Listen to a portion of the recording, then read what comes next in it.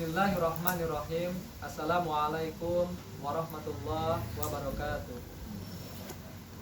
Innal hamdalillah nahmaduhu wa nasta'inuhu wa nastaghfiruh wa na'udzu billahi min shururi anfusina wa min sayyiati a'malina may yahdihillahu fala mudhillalah wa may yudhlil fala hadiyalah. Asyhadu an la ilaha illallah wa asyhadu anna Muhammadan abduhu wa rasuluhu alladzi la nabiyya ba'da. Allahumma sholli ala sayyidina Muhammadin wa ala alihi wa sahbihi ajma'in. Amma ba'du. Iwan fillah rahimakumullah. Sebelumnya marilah kita memanjatkan puji syukur kehadirat Allah Subhanahu wa taala, di mana Allah Subhanahu wa taala telah memberikan kesempatan pada kita, yakni untuk beribadah di bulan suci Ramadan ini. Tak lupa salawat serta salam semoga senantiasa tercurah limpahkan pada Habibana wa Nabiyana Muhammad sallallahu alaihi wasallam, pada keluarganya, para sahabatnya, para tabi'in, tabi'ut tabi'in, dan mudah-mudahan pada kita semuanya. Amin ya Allah ya rabbal alamin. Iwan fillah rahimakumullah. Di waktu menjelang sahur ini, insya Allah saya akan menyampaikan sebuah materi, yakni terkait dengan cinta dunia atau hubbud dunia. Di antara pelajaran Ramadan bagi kita saat ini adalah bagaimana Ramadan mengajarkan kita untuk mengikis kecintaan kita terhadap dunia. Marilah kita melihat bagaimana kaum muslimin yang sedang berpuasa. Di sini kita diajarkan untuk meninggalkan kesenangan dunia, memilih menderita demi melaksanakan perintah Allah Subhanahu wa taala, yakni ini merupakan sebuah pelajaran bagi kita. Hendaknya kita bisa mengikis kecintaan kita terhadap dunia, yakni kecintaan terhadap bersenang-senang dengan mengumbar nafsu, baik nafsu yang berupa nafsu perut maupun syahwat. Memang manusia secara fitrah memiliki kecenderungan untuk mencintai dunia. Di dalam diri manusia itu sendiri terdapat naluri yang dinamakan dengan naluri mempertahankan diri. Yang salah satu penampakan dari naluri tersebut adalah adanya keinginan untuk memiliki segala sesuatu yang akan menjadikan dirinya bisa eksis, kemudian bisa dihargai, kemudian ingin dihormati dan dilulukan, kemudian juga dipuja-puja dan lain sebagainya. Maka wujud dunia yang dicintai manusia itu bisa berbentuk harta, kekayaan, anak, istri, jabatan, dan lain sebagainya. Lalu pertanyaannya, kenapa kecintaan kepada dunia harus dikikis?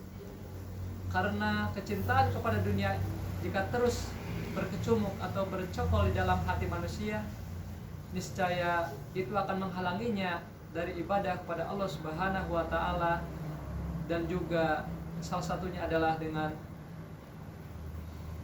tidak mencintai aktivitas jihad di dalamnya. Coba kita perhatikan saat ini bagaimana saudara kita yang ada di Gaza, di Palestina, itu memberikan contoh kepada kita, kepada umat Islam, wabil khusus yang ada di Indonesia. Bagaimana saudara kita telah mengajarkan kepada kita, yakni meninggalkan cinta dunia. Umat Islam di Gaza saat ini mereka bersatu padu untuk menghilangkan penjajahan entitas Yahudi, yang mana mereka telah merampas tanah milik umat Islam. Maka dari situ kita dapat mengambil banyak pelajaran dari saudara kita yang ada di Palestina. Bagaimana mereka bisa meninggalkan kecintaan mereka terhadap dunia dan mengambil jalan jihad di jalan Allah Subhanahu wa taala. Kecintaan kepada dunia harus dikikis, karena itu juga akan menjadi penyebab lemahnya kaum muslimin. Bisa jadi bagaimana keadaan saat ini, para penjajah begitu leluasa membunuh anak-anak, ibu-ibu, para lansia, dan orang-orang tidak berdaya. Bisa jadi itu semua mereka dicabut rasa takutnya karena melihat umat Islam yang begitu cinta terhadap dunia. Kita menyaksikan juga bagaimana rezim yang ada di sekitar Gaza di Palestina, mereka sepertinya tidak tersentuh hatinya untuk menolong saudara mereka. Mereka lebih disibukkan dengan kecintaan mereka terhadap jabatan. Bisa jadi mereka sangat mencintai jabatan tersebut karena takut ketika mereka melakukan jihad ataupun memobilisasi pasukan, mereka takut jabatan mereka akan diambil oleh orang-orang yang lebih memberikan loyalitas terhadap pemimpin-pemimpin yang ada di barat. Oleh karena itu, salah satu contoh yang dapat diambil atau sebuah pelajaran, yakni salah satunya adalah dalam perang Uhud.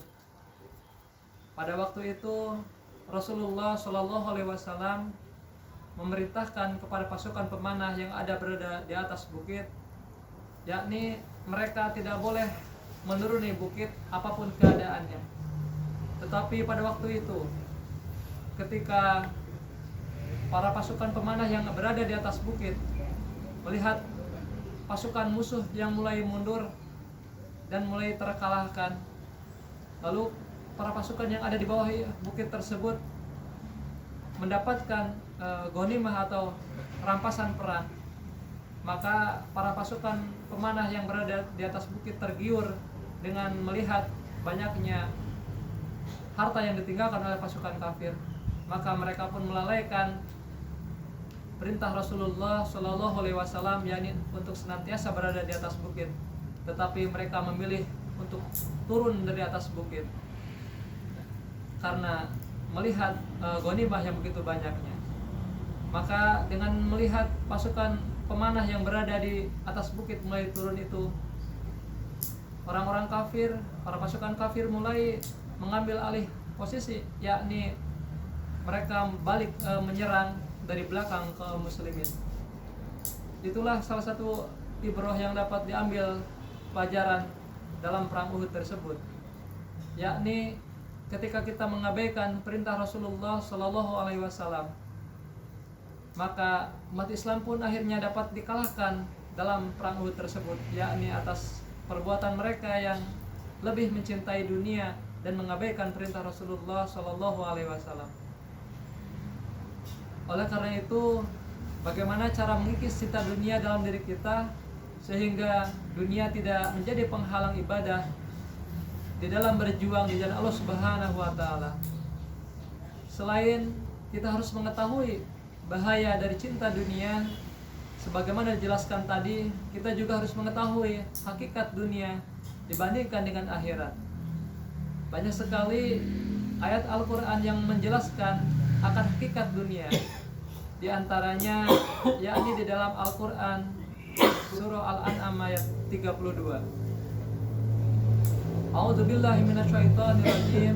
Bismillahirrahmanirrahim. Wa mal hayatud dunya illa la'ibu wa lahu walad darul akhirah khairul lil ladzina yattaquna afala taqilun. Tidaklah kehidupan dunia kecuali bagaikan permainan dan senda gurau semata, dan sungguh negeri akhirat itu pasti lebih baik bagi orang-orang yang bertakwa. Apakah mereka tidak berpikir? Iman fillah rahimakumullah, dari ayat tersebut seharusnya kita harus mengambil pelajaran bahwa dunia ini hanyalah semata dan hanya senda gurau semata. Oleh karena itu, ketika kita mengetahui bahwa dunia ini hanyalah senda gurau, maka seharusnya kehidupan akhiratlah yang harus dipentingkan oleh kita, oleh umat Islam. Mungkin itu saja yang saya dapat sampaikan pada kesempatan pagi hari ini. Wabillahi taufiq wal hidayah. Wassalamualaikum warahmatullahi wabarakatuh. Waalaikumsalam.